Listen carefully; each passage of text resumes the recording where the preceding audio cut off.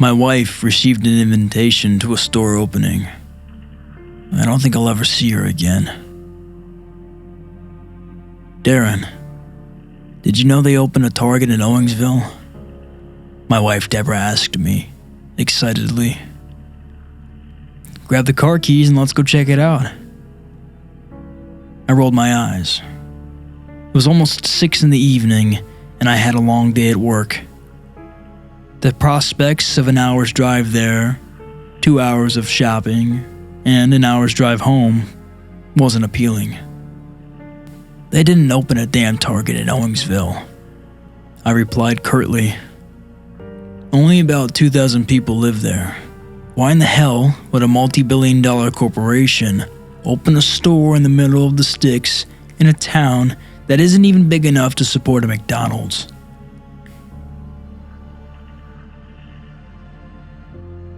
Squealing wood on tile penetrated my ears as she pushed the bar stool away from the kitchen counter.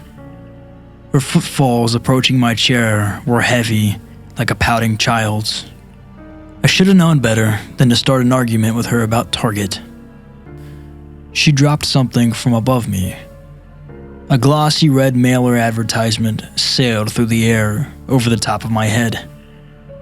I looked down at my lap to see the familiar red and white logo. The cluster of red-vested employees smiled up at me from the shiny cardstock. Target would like to welcome you to our newest location in Owingsville, Kentucky. Bring this ad to the register for an additional 10% off of your first purchase. She worshipped the damn place.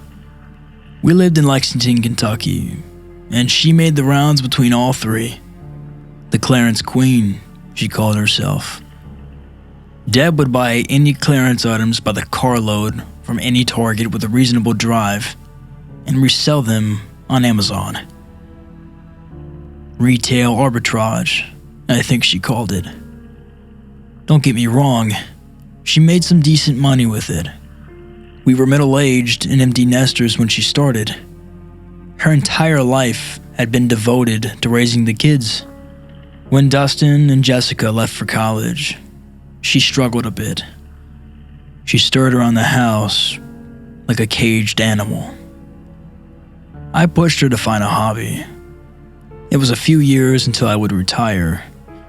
Most of her friends worked. That's when the Target clearance sprees started. Owingsville is almost an hour away, and there are 3 damn Targets here in town, I said irritatingly.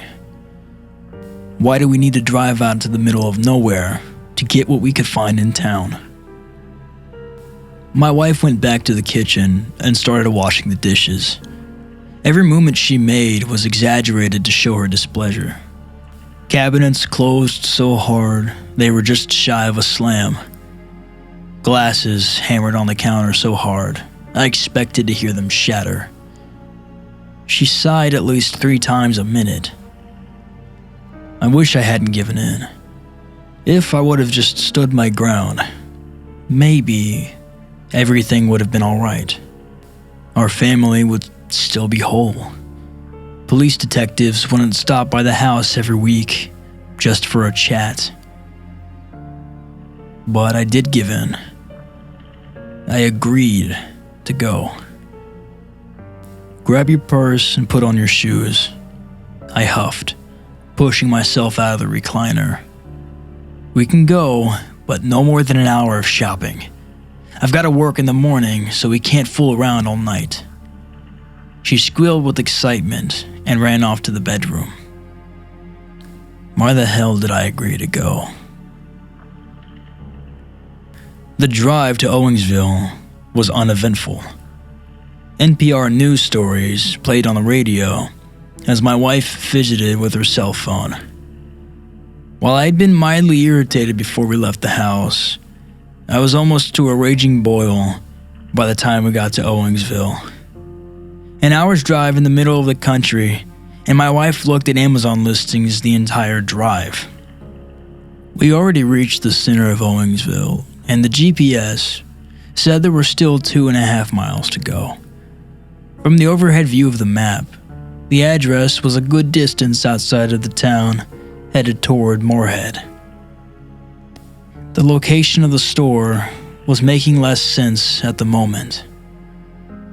"Are you sure you put the right address in the GPS?" I asked Deborah.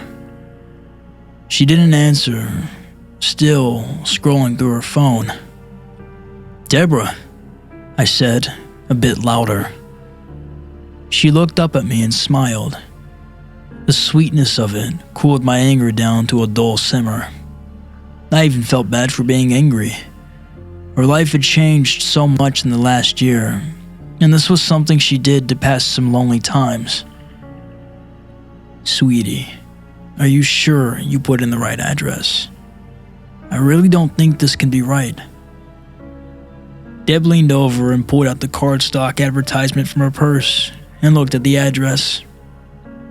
Reaching over, she pulled the GPS from the dashboard and punched a few buttons.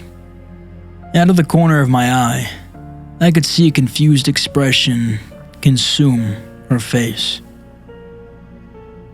"Yeah," she said. "It's the right address. The weird thing is the GPS just corrected itself. It was down to 2 miles and jumped back up to 2.5 miles. She says it's straight ahead on the right though." I wasn't concerned yet, but I was confused. The GPS clearly said 2.5 miles when we pulled out of Owingsville onto the dark county lane. We had been on the road for nearly a minute. It could have been a glitch in the software, but it still left me with an uneasy feeling. My eyes darted back and forth from the GPS screen and the darting yellow lines in the center of the road. The mileage was decreasing as it should have, and I felt relieved. Only a mile ahead. We'd be there soon. I looked back at the road and looked for parking lot lights in the distance. "You missed your destination. Please make a U-turn when able and head back 2.5 miles. Your destination will be on the right side of the road." "What the hell?" I said in a panic. The GPS had just said 1 mile only moments before. There was no way I'd driven 1.5 miles past a huge department store on the side of a dark county highway and missed it. "You've got to be kidding me." I pulled the car into the shoulder and made a U-turn. As we drove back in the direction that we came, I fluttered with nervous energy. Something was wrong, but I couldn't put my finger on it. Was I zoning out while we drove? Was the GPS malfunctioning? Did the damn store even exist? Just a moment before I was going to tell my wife we were heading home, I could see an unnaturally bright light ahead in the woodline. The tops of parking lot lights peeked over the top of the forest. I turned to Deborah to voice my concern, but her face was painted with a satisfied grin. "I told you we'd find it," she exclaimed with excitement. We pulled around the tree line to see an immense parking lot in the front of a brightly lit store.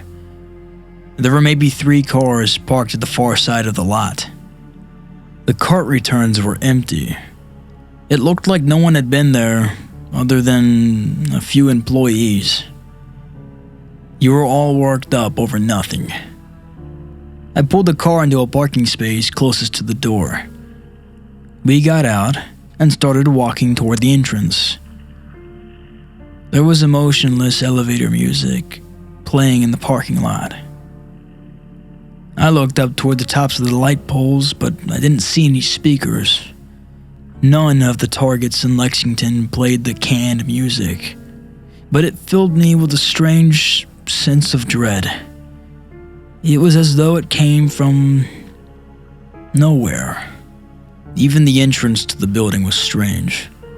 While most stores have an entrance directly in the center of the building, or 2 mirrored entrances on each end of the building, there was only one here. It was almost directly at the far right corner of the building. I looked to my left and saw the 3 other cars in the lot were parked all the way to the right. Maybe there was an employee door on the side of the building, but I couldn't see a walkway. There were 4 or 5 feet of grass between the parking lot and the edge of the building. Something about the exterior was off-putting as well.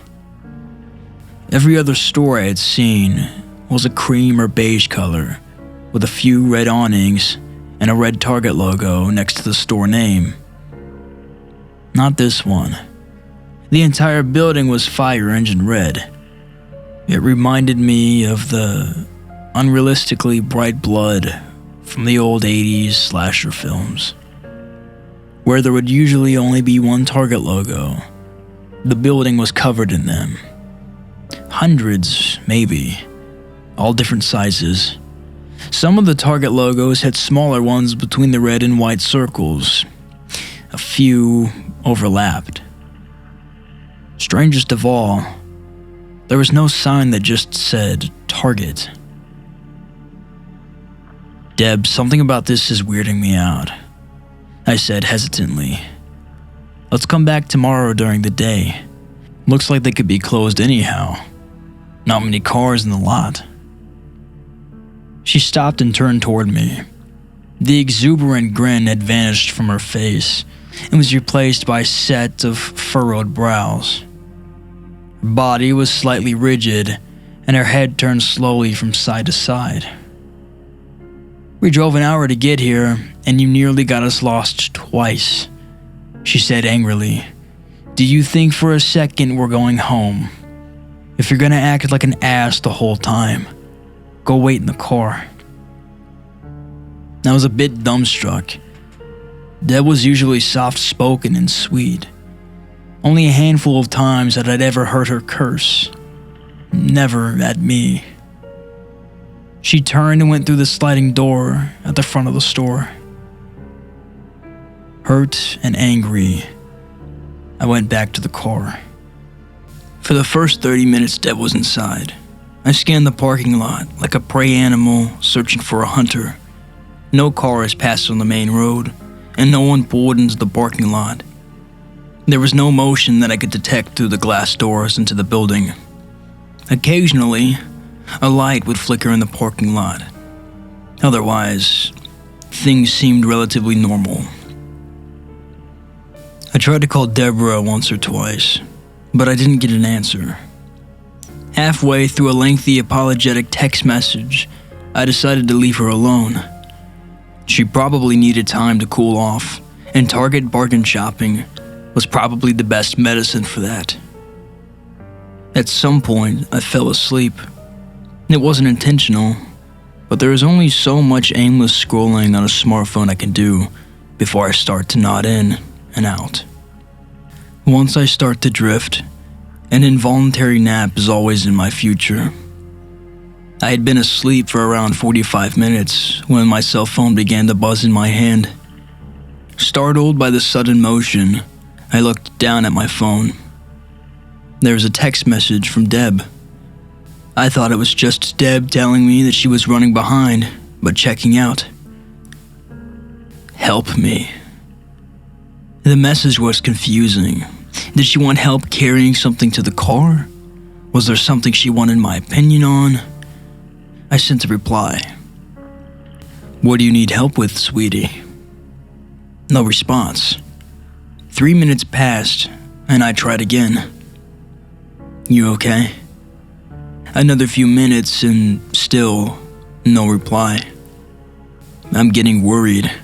Do I need to come in? I waited for another minute, but she never texted me back. Unsnapping my seatbelt, I pushed the door of the car open and felt resistance and a loud smack. Looking to my left, there was a yellow car next to me. It hadn't been there when I went to sleep, and I had just slammed my door into the side of it. There was just enough room for me to slide out, so I wedged myself sideways and closed my door. Bending over, I looked at the side of the yellow car where my door had made contact. There was no dent or mark.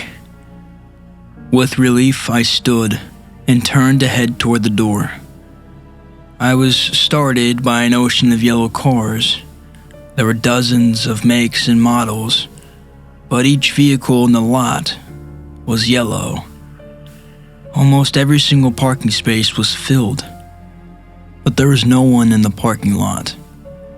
When I turned to head toward the door, there was no one moving around inside that I could see from there. My stomach dropped.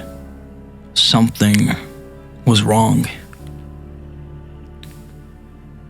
When I passed through the entryway doors, the store looked like it should with a few expectations.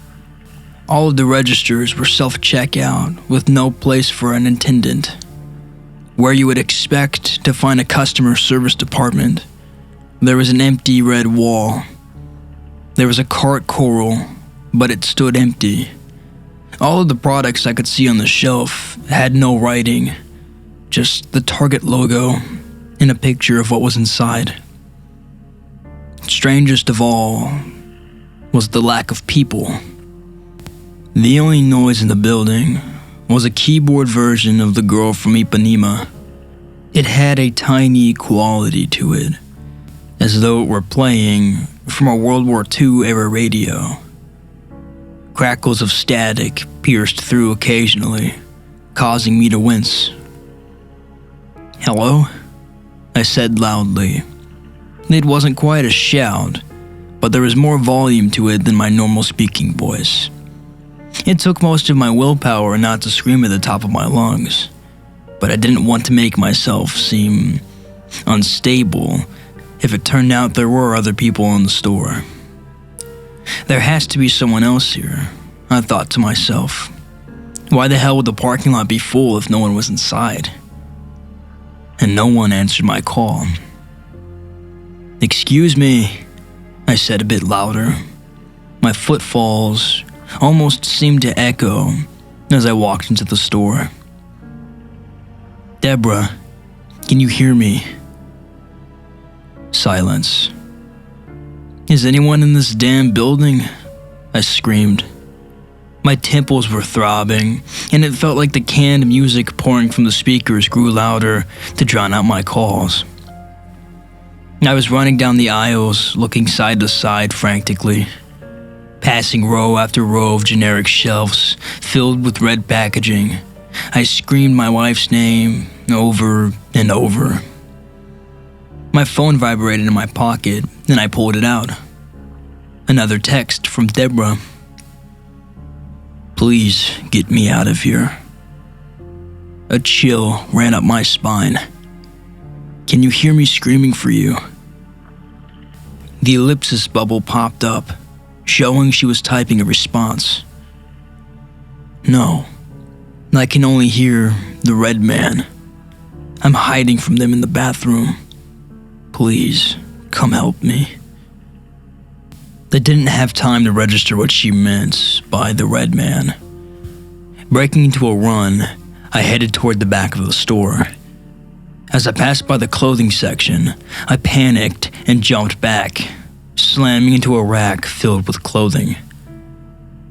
A red, faceless man was standing on a platform behind the rows of clothing. Terrified, I pushed myself backward and hid behind a shelf. There was no sound of movement, only the tiny music playing from overhead. I couldn't decide if the red man hadn't seen me. After a few minutes, I slowly peeked my head around the shelf toward the clothing section. The man stood stoically behind the rows of clothing. Bright lines of light reflected off of his smooth body. He didn't move at all. "It's a mannequin," I thought. "Move your ass and find Deborah." Without the lens of fear, I could see that the shiny red man was only a mannequin. Maybe the store opened before they were able to finish setting up the store. As I walked past it, my pulse slowed. I could see the bathroom sign hanging from the ceiling overhead and moved in that direction. As soon as I got Deborah out of the bathroom, we were going to get out of there and blow every stoplight between Owingsville and Lexington. But then I heard footsteps. When I turned to face the clothing section, I could see the bright red mannequin was off the pedestal. It stood on the bright white tiles of the walkway. In only a moment, the thing had moved at least 15 feet in my direction. There was no one around. "What the hell?" I said aloud. Slowly, I began to walk backward toward the bathroom, keeping my eyes locked on the mannequin. It didn't move, but I had the uncomfortable feeling that it was watching me with its featureless face. Sweat began to pour from my forehead. Suddenly, there were steps behind me. I spun around to see another red mannequin standing about 100 feet on the other side of me. As I looked in its direction, I could hear more footsteps behind my back. When I turned, the mannequin from the clothing department was a few feet closer to me. Before I could collect my thoughts, both of the shining red mannequins burst into a spring toward me. I panicked and ran into the aisle behind me. Their hard feet clacked on the door, easily making gains on me. 20 years past my prime. I wasn't used to this much physical exertion anymore. I hadn't run more than 2 aisles and I had already lost my breath. Entering a box of shelves, I turned to face the oncoming red mannequins. Desperate, I searched the shelves near me for a weapon. It was a home goods section, and I began to scan the shelves. At the end of the shelf to my right was a cheap-looking, red-handled chef's knife. I lunged for it just in time. As I pulled off the plastic cover, the 2 red men came around the corner. I extended the knife toward both of them, and they stopped. Both of them tilted their heads side to side, like confused dogs. They turned toward each other as one of them began tapping a hard finger against their palm. It sounded like Morse code. The other began making the same clicking noise. They simultaneously turned and walked toward a red support pillar a few feet behind them. I watched cautiously, scanning the area behind me occasionally. Their sudden disengagement made me as nervous as the pursuit itself. When they reached the red pillar, they both turned and placed their back against it, stretching their arms straight over their bodies. They tilted their heads back. The overhead speakers began to increase in volume rapidly. I watched as the 2 men fell backward and vanished into the pillar. My mind struggled to comprehend what I'd just seen. The store was quiet again. I could feel the throbbing of my temples intensify. Once I snapped myself out of the momentary daze, I began moving cautiously towards the bathrooms again. I moved slowly, checking each aisle before I passed to the next one. Always looking for the red men. Always listening for the slightest sign of another person. It felt like an eternity, but finally, I made it to the bathroom hallway. The lights there flickered wildly, and the music dissipated. On the left was the men's bathroom, and on the right was the women's. I ran quickly toward the door and gripped the handle and pulled it open. Behind the door was a red brick wall. I slammed my fist against it in frustration. "Darren," I heard a muffled voice say from behind the brick wall. "Darren, is that you?" "Deborah?" I shouted. "Are you okay? I'm right outside. Is there a way to get you out?" "No," she whimpered. "But I think I hear..." Her sentence was cut short by a blood-curdling scream. I could hear thrashing and dull thuds through the red bricks. I screamed her name over and over, but she never replied. The room behind the brick wall fell silent. Then the clicking of footsteps began to sound at the end of the hallway. I turned my head to see dozens of shiny red men blocking the hall, their heads all tilted at different angles. Some had lengths of pipe in their smooth grips, while others held assorted kitchen knives. A chain was swinging lazily from the hands of the red men in the front of the horde. My eyes darted back and forth between the crowd, the brick wall blocking me from my wife and the group of demonic red mannequins. I began to cry loudly, accepting that I couldn't save Deborah. Hell, I couldn't even save myself. In resignation, I fell backward as my back met what I thought was the dead end of a hallway.